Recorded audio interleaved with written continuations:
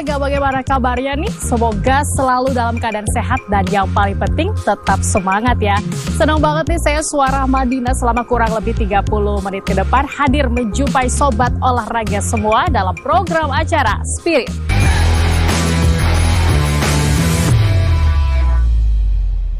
Oke sobat olahraga, kali ini saya sudah berada di tempat latihan Sorinji Kempo yang berlokasi di wilayah Pondok Gede, Kota Bekasi, Jawa Barat. Nah ini seperti yang kita ketahui, Kempo merupakan salah satu olahraga bela diri yang berasal dari Jepang. Kita akan cari tahu seperti apa sih sejarah dan juga perkembangan hingga pembinaan dari olahraga Kempo ini. Langsung saja yuk kita masuk ke dalam.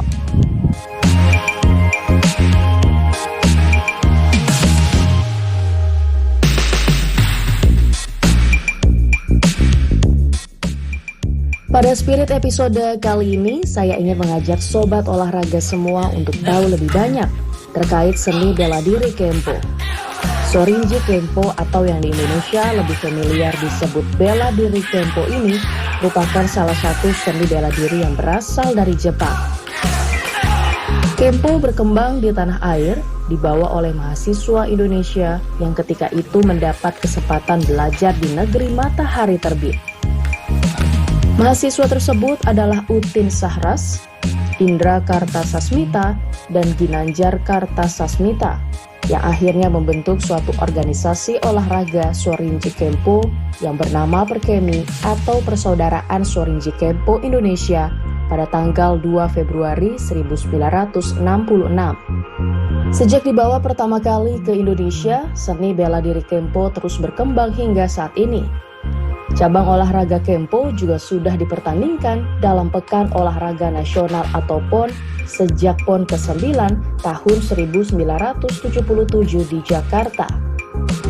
Kemudian sejak dicanangkannya Perkemi Go Internasional melalui terobosan-terobosan yang penuh dedikasi dan perjuangan yang tak pernah lelah, sekitar tahun 2003, maka babak baru Perkemi dengan tampilnya Kempo di ajang SEA Games ke-24 Thailand menunjukkan Perkemi mampu mendobrak kekakuan Jepang di dalam mengembangkan Kempo pada kegiatan multi-event internasional, regional, melalui multi-event SEA Games, dan terus diperjuangkan untuk terus menapak ke level Asian Games, bahkan Olimpiade. Tidak hanya mengembangkan Kempo agar turut dipertandingkan di beberapa multi-event, PB Perkemi juga sukses melahirkan Kenshi berprestasi. Tidak hanya di tingkat nasional, atlet-atlet Kempo Indonesia semakin diperhitungkan di kancah internasional. Kenshi Merah Putih ini mampu menunjukkan prestasi membanggakan di berbagai event internasional, termasuk pada kejuaraan berlevel dunia. Banyak event, baik single maupun multi, yang sudah menanti di depan. Karena itu, PB Perkemi terus fokus mengembangkan pembinaan demi prestasi yang lebih baik di masa depan.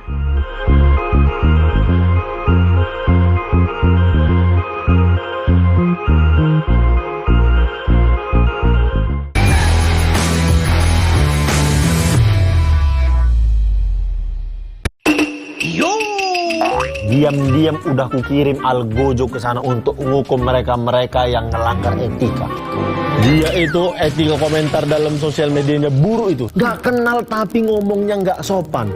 Dia suka nyebarin hoax. Tata krama yang harus dijaga saat bermedia sosial antara lain, jangan menyebarkan hoax, menghargai keberadaan orang lain, jangan kasar saat berkomentar, dan jangan memposting karya orang lain tanpa izin atau mencantumkan sumber.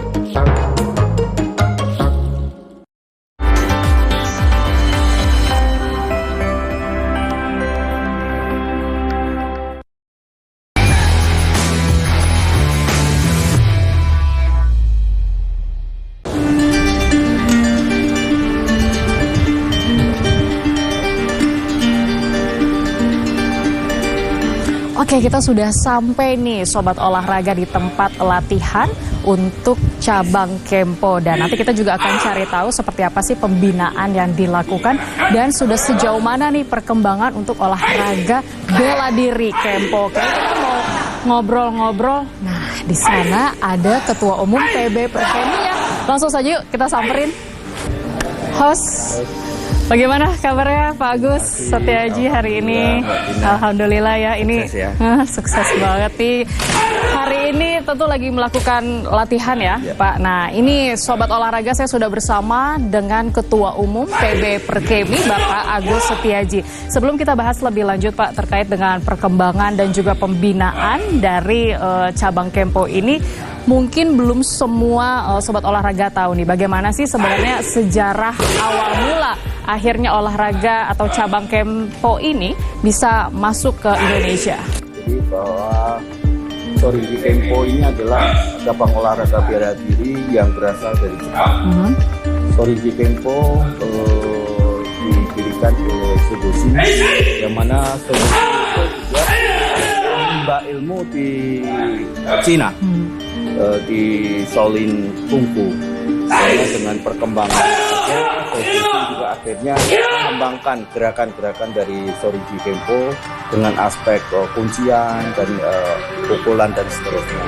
Setelah itu di dalam perkembangannya ada 3 mahasiswa Indonesia yang sedang belajar yaitu Pak Utin, kemudian Pak Indra Kartasasmita dan Pak Ginanjar Kartasasmita. Pada saat di KBR Utin itu menampilkan gerakan-gerakan dan ini menjadi perhatian orang banyak.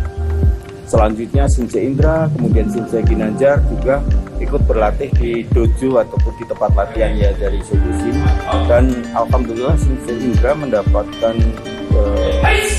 amanah untuk mengembangkan Shorinji Kempo di Indonesia. Pertama kali sampai ke Indonesia dikembangkan di dojo salah satu dojo di perumahan, kemudian selanjutnya dikembangkan di kemudian rumah, setelah itu mulai di dojo-dojo di Pertamina, kemudian kantor-kantor, bahkan ada berkembang dari Sabang sampai Merauke. Dan sampai ke sekarang ya Pak, berarti udah berapa tahun nih Pak Kempo? Sudah 57 tahun. 57 tahun. Dari 57 tahun ini jumlah kensinya bahkan sudah mendekati 200.000 yang aktif. 200.000 kenzi ya, sebutannya itu seperti atlet gitu ya Pak ya. Nah berarti dari 200.000 itu peringkatnya untuk di dunia nih ya Pak, bener ya? Sudah peringkat kedua ya? Jadi bukan peringkat kedua, tapi dengan jumlah kenzi dengan prestasi yang ada, insya Allah kita bisa mengimbangi Jepang. Bahkan mungkin bisa kedua, kita berharap juga bisa nanti di kejuaraan bisa kedua atau pertama, karena kita jumlah kenzi banyak, kualitasnya juga sangat memadai. Di antara 39 negara yang ada Shorinji Kempo. Memang Shorinji Kempo ini sudah terbukti ya Pak ya, dengan kehadiran banyak sekali atlet dan juga kenzi di Indonesia. Ini mudah-mudahan bisa menduduki atau memiliki prestasi yang lebih banyak lagi nantinya. Namun Pak, melihat perkembangan atau antusiasme untuk kenzi-kenzi yang baru, calon-calonnya, bagaimana yang dilakukan oleh Ketua Umum untuk bisa mendorong olahraga Kempo ini bisa dikenal lebih banyak lagi? Jadi saya sendiri selaku Ketua Umum dalam 1 tahun saya sudah mendatangi lebih dari 20 provinsi, dan saya lihat tujuh-tujuh ini juga mulai dari Aceh sampai Papua, bahkan di Papua sampai ke Solo saya datangi semua, dan memang antusiasme dari kenzi-kenzi baru sangat banyak. Kita para Yudansa juga membuka dojo-dojo di sekolah-sekolah, karena kita berpikir bahwa untuk prestasi sangat ditentukan oleh kaderisasi. Nah, kaderisasi dari kenzi usia dini itu yang kita kembangkan. Sekarang ini dalam masa jabatan saya 1 tahun, lebih dari 15.000 kenzi baru bergabung dengan kami. Itu akan menjadi atlet yang berprestasi di 10-15 tahun depan. Baik, ini kan masih termasuk awal tahun gitu ya Pak ya, di 2023. Mungkin bisa disampaikan juga Pak seperti kejuaraan-kejuaraan yang akan diikuti oleh para kenzi untuk selanjutnya. Persiapannya juga sudah matangkah dari beberapa kejuaraan atau event yang nantinya akan diikuti? Ya. Jadi tahun 2023 itu adalah tahun prestasi. Tahun prestasi kita awali kemarin, pertama adalah kita melaksanakan Gasuku dan kenaikan tingkat bulan Februari. Selanjutnya di bulan Juni kita sesuai arahan dari Ketua KONI bahwa kita akan melaksanakan Pekan Olahraga Bela Diri. dari 16 cabang olahraga yang ada, termasuk dalam hal ini adalah Kenpo. Kenapa saya sangat yakin? Karena tanggal 28 September tahun 2022 kita sudah laksanakan di Solo juga. Kita kerjasama dengan Wali Kota Mas Gibran, kita kembangkan kegiatan kejuaraan tersebut, bahkan sampai lebih dari 600 kensi yang terlibat. Kemudian setelah Juni kita melaksanakan Popnas, Pekan Olahraga Pelajar Nasional. Di situ Kenpo juga masuk dan kita akan lakukan kejuaraan itu di Palembang. Kemarin saya sudah menghadap Gubernur Sumatera Selatan untuk mengucapkan terima kasih dan kesiapan kita untuk terlibat di Popnas. Setelah Popnas nanti juga kita akan melaksanakan Prapon, karena Prapon akan kita laksanakan di 2024, sehingga untuk persiapan sebelumnya ya, kita akan laksanakan di Surabaya. Setelah Prapon kita masih juga laksanakan Pomnas, Pekan Olahraga Mahasiswa, dan Kenpo juga ada di situ. Kita akan laksanakan pertandingan di Sumatera Selatan. Baik. Dan terakhir adalah di Oktober kita akan laksanakan atau kejuaraan internasional, dan kita akan maksimalkan kensi terbaik untuk kejuaraan di Jepang. Baik, dengan melakukan pembinaan usia dini, tentunya mengikuti berbagai event ataupun kejuaraan ini bisa melahirkan generasi muda juga ya Pak ya, untuk calon-calon Kenzi yang baru dan juga untuk Kenzi yang sekarang yang saat ini sedang berlatih juga, ini bisa melahirkan prestasi yang lebih banyak lagi. Terima kasih Pak Agus Setiaji sudah menyempatkan waktunya. Nanti kita masih pengen cari tahu ya Pak ya, tentang cabang dari Kenpo ini. Namun usai jeda, jangan kemana-mana, tetaplah bersama kami di Spirit.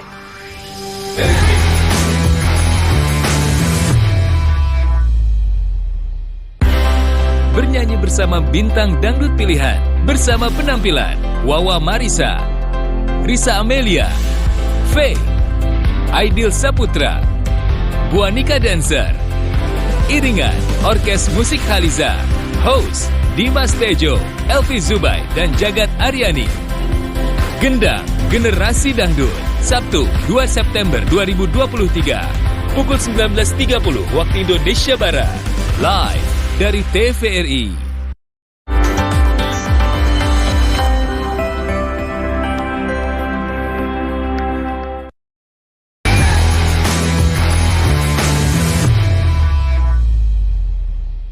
Oke Sobat Olahraga, kembali lagi dalam Spirit. Kalau tadi kita sudah ngobrol-ngobrol bersama dengan Ketua Umum dari PB Perkemi, kali ini kayaknya kurang lengkap nih kalau kita juga nggak ngobrol-ngobrol bersama dengan pelatih, coach ataupun sebutannya di Kenpo ini Sensei dan Senpai. Host, terima kasih nih sudah menyempatkan waktunya walaupun tadi lagi sempat latihan ya. Yang pertama saya ingin ke Sensei Robi terlebih dahulu. Sensei Robi ini kalau kita melihat bagaimana perkembangan untuk atlet ini kan pasti juga didukung langsung oleh para pelatihnya gitu ya. Bagaimana prestasi para atlet atau Kenzi ini juga dilihat dari bagaimana pola pelatihan yang dilakukan. Sejauh ini untuk cabang Kenpo, pola pelatihan apa yang dilakukan? Jadi di dalam Sorinji Kenpo ini kita mengenal dan kita mengaplikasikan ada tiga klasifikasi yaitu umur-umur yang harus pemain Kenpo itu sampai bisa mendengar, karena berkaitan dengan bahasa kita menyampaikan dengan bahasa Jepang, gitu. Tapi kita pun bisa mengartikan dalam bahasa Indonesia sedikit demi sedikit. Nah, klasifikasi itu ada klasifikasi kelas anak, kelas remaja, kelas dewasa. Itu yang bisa kita sampaikan kepada generasi-generasi untuk supaya dia mengenal betul, senang betul dengan Sorinji Kenpo. Gitu. Nah ini kalau tadi ada klasifikasi anak-anak ya, itu dimulai dari umur berapa sih boleh mencoba atau setidaknya melihat olahraga Kenpo ini?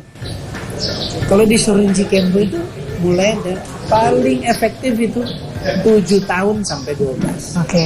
12 sampai 15 yang disebut dengan remaja 15 ke atas, sehingga itu pelajaran itu mengena pada mereka. Kalau kita melihat olahraga atau cabang Kempo ini juga sudah mendunia pastinya, apalagi nomor 1 itu Jepang sebagai pendirinya.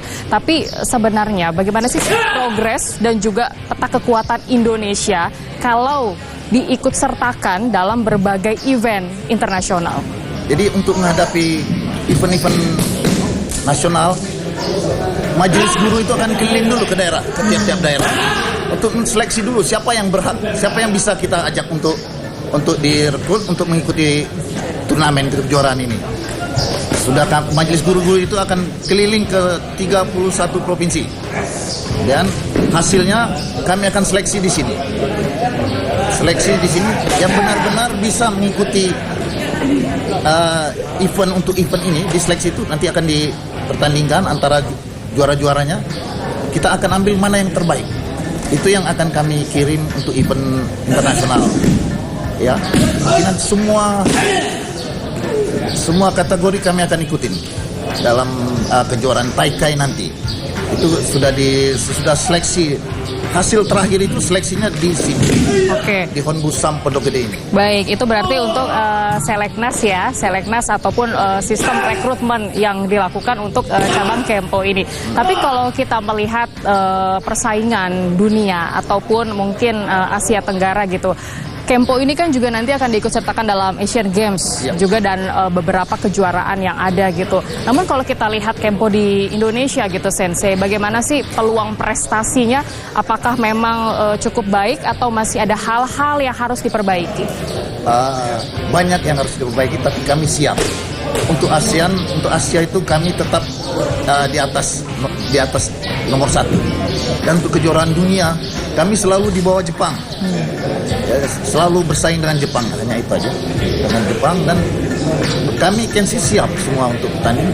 Kalau kami bisa ikut satu tim itu dua orang atau 2 itu, mungkin kami bisa meraih juara 1 dunia. Tapi karena kami dibatasin hanya 1 pasang, sedangkan Jepang itu boleh 2 pasang, boleh berapa boleh. Jadi ya untuk bersaing kami cuma 1. Yang tampil akan setiap jurusnya itu, tiap yang dipertandingan, kami hanya keluar 1 aja, 1 pasang embu. Oke. Embu untuk embu putri, embu campuran putra, itu hanya kami dibatasin 1 pasang. Oke. Tapi tetap kami juara 2 di dunia. Tidak pernah kami dikalahkan. Oke, ini kan pasti ada sistem rekrutmen juga yang dilakukan seperti tadi Sensei sampaikan di daerah-daerah gitu ya.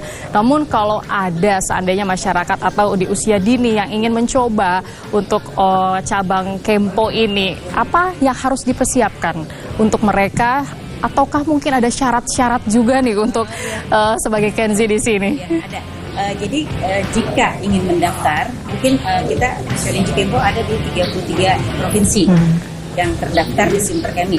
Simperkemi itu untuk pendaftaran, nanti mungkin itu setelah di dojo ya. Jadi bisa mendaftar di dojo. Dojo itu kan tempat latihan. Jadi ada dojo, ada pengurus cabang, pengkap, provinsi, PB.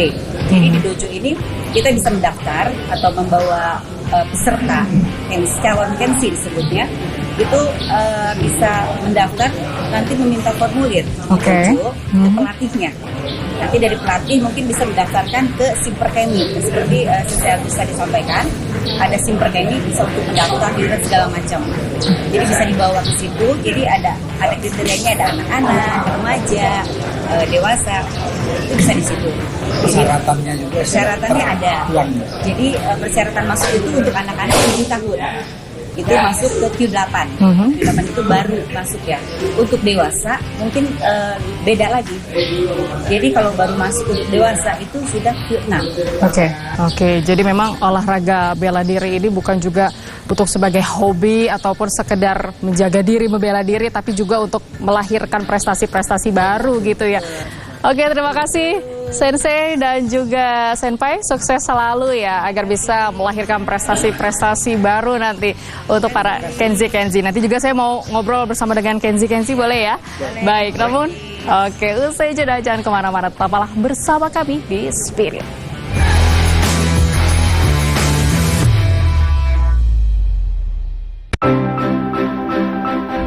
akan datang, kita tuh akan memilih siapa aja? Belum tahu sih. 2024. Ya saya juga tahu Bang. Kita bakal ngobrol-ngobrol tentang pemilu yang akan datang. Pemilu 2024 sudah dekat guys. Pemilih pemula dan generasi milenial wajib tahu nih. Tahu siapa yang dipilih dan bagaimana tata caranya. Buat referensi, kepoin dulu program yang satu ini yuk. Politik Plus 62, program anak muda seputar pemilu dan dunia politik. Setiap Sabtu pukul 17.30 waktu Indonesia Barat. Hanya di TVRI.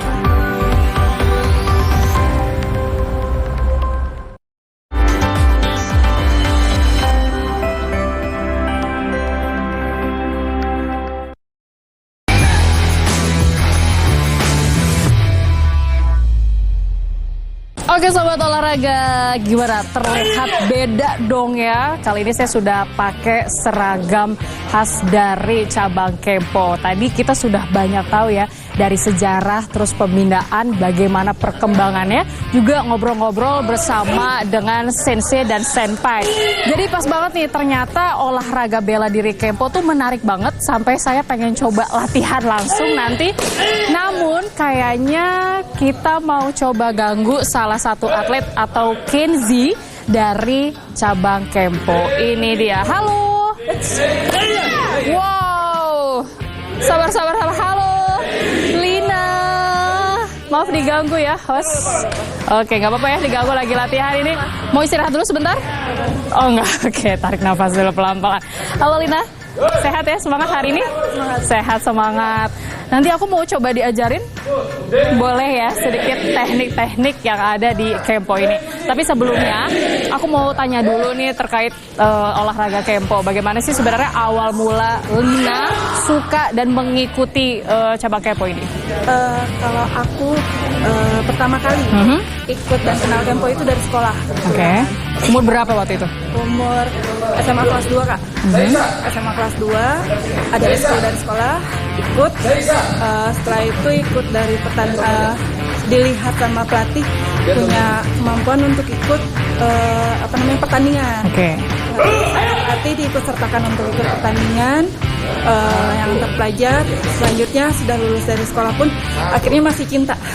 Keterusan ikut dari pekan olahraga daerah. Waktu itu mewakili daerah. Mewakili daerah mana, Lina? Oh dulu Kota Bekasi. Oke, Jawa Barat ya. Jawa Barat. Sampai sekarang akhirnya masih terjun dan cinta sama Kempo. Nah, tapi ini kan Lina cewek gitu ya, wanita. Biasanya kan ada rasa takut nggak sih atau misal cedera dan hal-hal yang kayaknya bahkan menjadi tantangan tersendiri nih buat Lina. Apa yang waktu itu terpikirkan? Terpikirkan karena aku perempuan. Kebetulan memang suka film-film fighting dulu. Terus karena sekolah juga sedikit jauh dari rumah, memang orang tua juga mengizinkan karena untuk memang perlindungan diri. Iya, betul. Bela diri untuk melindungi diri. Yes. Oke. Berarti punya idola dong ya? Idola kalau dari film artis-artis luar sih Kak. Kalau Indonesia sendiri kita udah bisa lihat sekarang udah banyak artis Indonesianya. Oke, dan emang udah cinta banget sama olahraga bela diri gitu ya. Kalau bahas tentang prestasi, Lina sejauh ini sudah mengikuti beberapa event sih? Sudah ikut jurnas. Yang awalnya sih judo, juaraan antar dojo. Terus habis itu ikut jurnas, pernah di Surabaya. Lalu mewakilin yang memang antar kejuaraan provinsi atau daerah. Itu kemarin yang 2022 itu Porda kalau Porda, oke. Mewakili Jawa Barat ya? Mewakili bukan? Kota Bekasi. Oke, iya, Porda. Kalau nanti Porda, sorry. Kedepannya setelah yang seleksi itu akan ikut PON. Nah, itu mewakili masing-masing provinsi. Seperti itu. Oke, keren banget. Nah, ini bisa disampaikan juga nggak sih sedikit tips kepada teman-teman atau calon Kenzi yang ingin mencoba nih olahraga bela diri Kempo, terus juga apa yang harus dipersiapkan oleh teman-teman? Boleh disampaikan di sini, Lina? Ya, buat teman-teman yang menggeluti olahraga bela diri, khususnya teman-teman Gensi semua di seluruh Indonesia yang mengikuti cabang olahraga atau bela diri Kempo, Perkemi. Kalau mau berprestasi pastinya harus punya cita-citanya dulu, lalu berjuang, tidak malas, apapun yang kamu hadapi itu harus kamu perjuangkan. Kalau salah satu simpe saya bilang itu adalah from zero to hero. Oke. Jadi kita semua dari nol, belajar dari awal. Kalau kamu mau menjadi pemenang, kamu harus berjuang sampai kamu jadi hero. Amin. Good idea. Thank you ya. Semoga bisa terus berprestasi. Apalagi ini masih usia dini, masih muda gitu ya. Jangan lupa untuk berpikir positif juga. Oke sobat olahraga, habis ini saya juga pengen coba latihan. Nanti diajarin sama Lina ya. Karena udah langsung dapat sabuk kuning nih. Dan juga obrolan saya bersama Lina tadi sekaligus mengakhiri perjumpaan kita dalam Spirit episode kali ini. Jangan lupa ya, tetap sehat dengan berolahraga. Saya Suara Madinah undur diri. Sampai jumpa. Oke Lina, boleh nih.